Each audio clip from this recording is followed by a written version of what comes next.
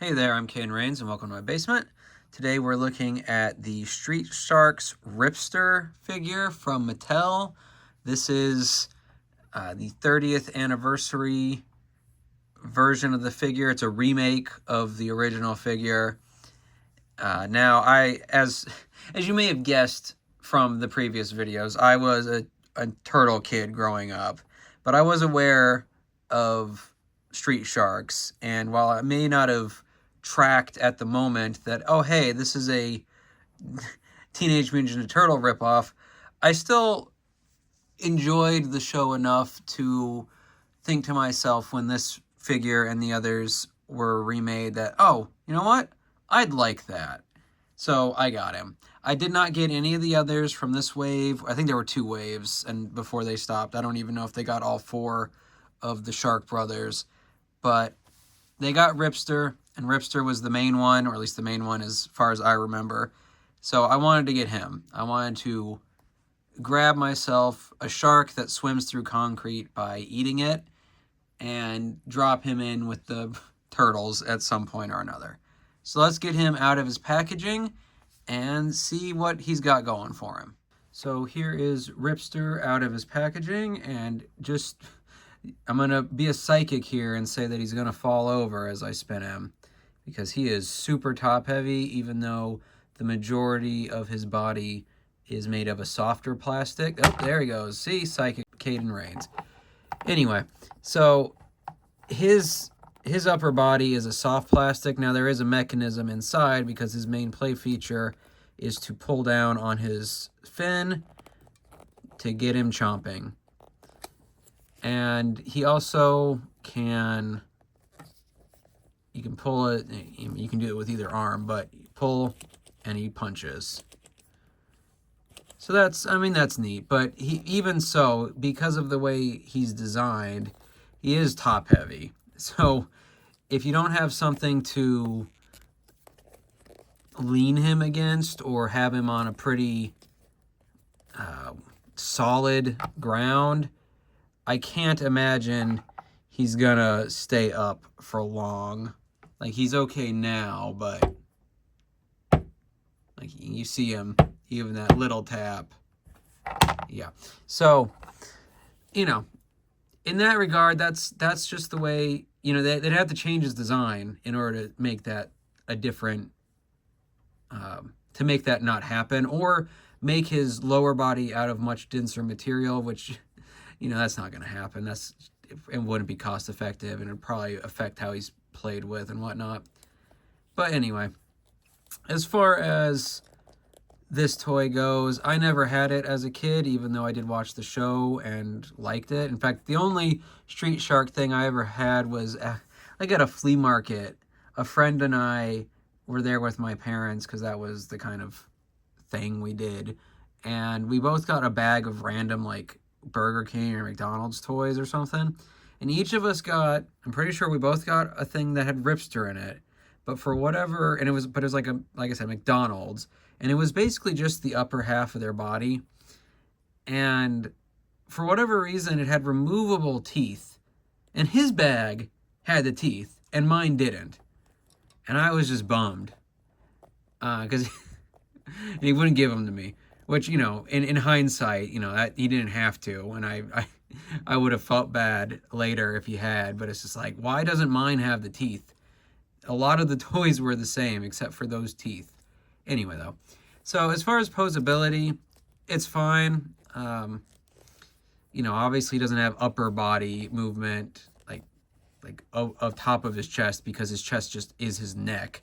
But otherwise, he's got some good maneuverability. You can get some poses going with these oversized muscles and whatnot that really go to show what the artist or designer who came up with these guys had a inspiration for, I guess. But anyway, it's just neat. It's not neat enough that I ever felt the need to get any of the other figures from this line. I don't remember anything about the villains from the show. I know they made Slash, which was like a I don't know, swordfish, drill thing, and then one of the brothers, Jab. I think I saw Jab in stores once, and I'm going to assume they made the other two brothers in a second wave, but I never saw them in stores. And like I said, the only one I wanted was this one because he's the main guy. I also think they might have been a little overpriced, but I mean, he does seem to be pretty good quality. His main downside is just the fact that he's too close to the show's design to physically work, you know, in reality as well as you'd hope. So I don't dislike him. I'm glad I got him. I do wish I got him a little cheaper, but it's not bad. If you found him on Markdown and you just wanted a shark mutant, it's not a bad figure to find. But anyway, let's see how he interacts. Oh, well, before that, he doesn't come with any accessories unless you count the cage that's part of his packaging.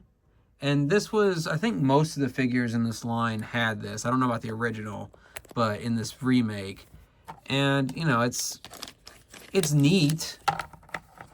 I think I kind of would have preferred, and you can, part of the packaging is that you can, it's not so good on this footing, but you could have him biting through.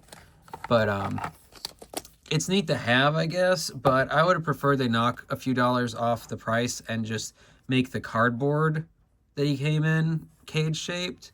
I'll probably see if I can find something to do with this cage, but because of its sizing, there's a bunch of figures who would just be able to slip through it. I know in cartoons and stuff, they never do, even when it looks like they should be able to, but it's just okay. Like I said, in the long term, I would have just rather had a few dollars off the figure. But whatever. Let's go put him in the turtle lair with the characters he's ripping off, or ripstering off, which is a terrible pun, and see how he looks. All right, and there we have Ripster along with some of our other hungry mutants, and then, you know, everyone's favorite hungry mystery solver at the buffet. I was hoping that his hands would be big enough for me to slide like the hot dog or something in there, but unfortunately they are pretty closed. I might be able to stick one of the turtle's weapons in there and stay, especially like Leo's swords or something, but what I've currently got out, he's not holding any of it unless I just rest it on top of his fist, which that doesn't look good. I have a few more of those teeny tiny things that I've used for the table and this stuff over here and whatnot, but so maybe I'll be able to find something there. But for now, there he is about to chow down. I do wish he could lock his mouth open so I could have him eating. Now I could stuff something in there to keep it from closing, but I don't know. That isn't really what I was going for here. I was kind of thinking more shoveling food in along with Shaggy and the others, but whatever. So anyway, there's Ripster from the Street Sharks 30th anniversary figure line. I think he looks pretty good, and his functions, the jaw pulling and the punching, both work well. He does have some flaws in the fact that physics are a thing, and his design just isn't really conducive to that in the long term, but whatever. So let me know down below if you have this figure or have seen Street Sharks at all, and if you think that this shark mutant goes well with the turtles that we've got going on down here. Also, how would April react to another random mutant just showing up? You can probably cite examples from the multiple TV shows. But anyway, I hope you'll let me know down below, but I also hope that you had a good time in my basement today, and I'll see you in the next one.